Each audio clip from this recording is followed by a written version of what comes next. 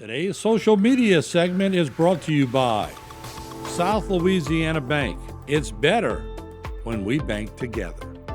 Waits and Downer, attorneys at law. Terrebonne Ford, built Ford tough. Alford and Associates, for all of your insurance needs. CIS, Cardiovascular Institute of the South, the highest quality cardiovascular care available. Barker Honda, the Barker family tradition of quality. Terrebonne General Health Systems, modern technology and timeless caring. Rouse's, you're either local or you're not. Buick, the craft of modern luxury.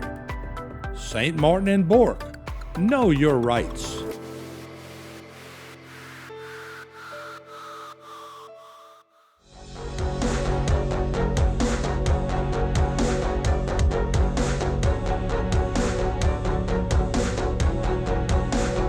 Everybody, welcome back to Bayou Time. Harry McCullough here. There was recently been a couple of shootings that have happened in Lafourche Parish, one in Raceland and another one in Thibodaux. And more to talk about that from the Sheriff's Department is Captain Brennan Mathern. Thanks for joining us, Brennan. We appreciate it. A couple of incidents that you guys are dealing with in Lafourche Parish, right? Yeah, Harry, we thanks for having us. And we started, we're investigating both incidents. We have not made an arrest in either one. The first one occurred on Saturday night at around 10:20 p.m. At the corner of LA 308 and LA 182. For those familiar with it, there is a convenience store right there along with a Chase Bank. And it happened more towards the area of the convenience store. There was a shooting in that area that resulted in a 20-year-old male subject being wounded and injured, and he was taken initially to St. Anne Hospital, and then he was flown to University Hospital in New Orleans. Now, he is in stable condition, but he did suffer some serious injuries in the shooting. He suffered multiple gunshot wounds in that incident. So that is the first incident that we're investigating. Again, that happened in Raceland on Saturday evening, March 2nd, right around 10:20 p.m. The other occurred last night. That's Monday, March 4th, in the community of Marydale in Thibodaux. And in that incident, we had a 30-year-old woman who was inside of a vehicle, and she was struck by at least one bullet and to the head. And unfortunately, she passed away and was taken to a hospital. We did release an update on that incident today. The victim has been identified as 30-year-old Janice Lee of Carroll Street in Thibodaux. This incident occurred on Carroll Street in the Marydale community. So at this point, Harry, investigating both shootings, neither of the shootings appear to be related in any way at this point, but just a coincidence that they happen within 48 hours of each other.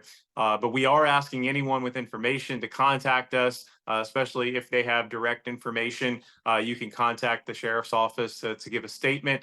Otherwise, and certainly in incidents like this, we expect and hope to have some tips through Bayou Region Crime Stoppers, namely because you can report things anonymously to Crime Stoppers, which is a completely separate third-party entity. Crime Stoppers receives the tips and then looks at them to see where to send them to, and then sends them to law enforcement in Lafourche or Terrebonne Parish, depending on whose jurisdiction it is. So again, if you know anything about this, about either of these shootings, we ask that you contact Bayou Region Crime Stoppers. You can do so one of three ways.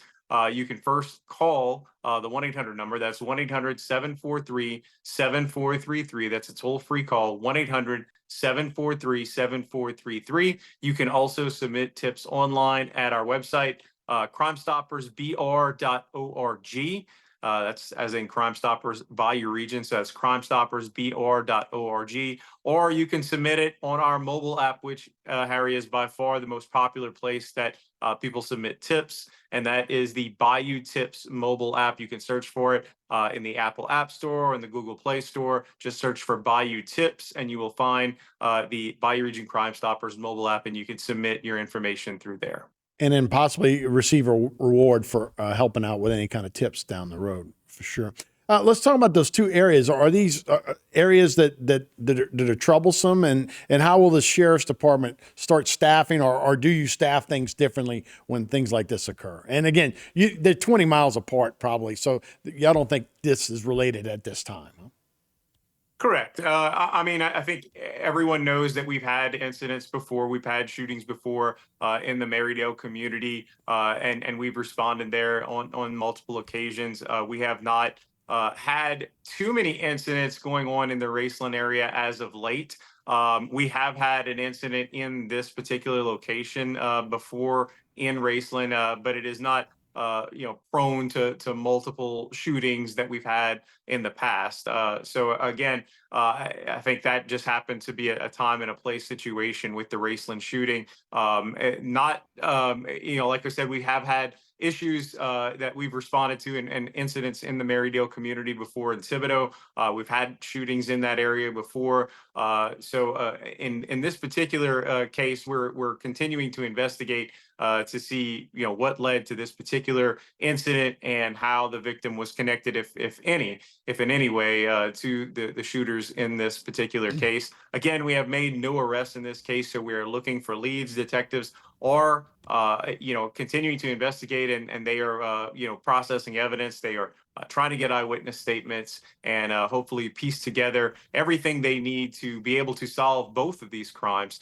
So again, we have a 20-year-old male who had his whole life ahead of him, and hopefully still does. Hopefully he's able to pull through from these serious injuries. He is expected to recover, but did suffer severe injuries from the multiple gunshot wounds. And then you have a 30-year-old woman in Janice Lee, who also had her whole life ahead of her. And unfortunately, she did pass away as a result of this shooting. So we're continuing to investigate to hopefully bring some answers to both of these families. Brendan, about 30 seconds to go. Are there crime cameras in these areas? I know when you talk about LA1 and 182, that's a pretty busy area. Do you guys working with crime carrying? Just any kind of surveillance cameras?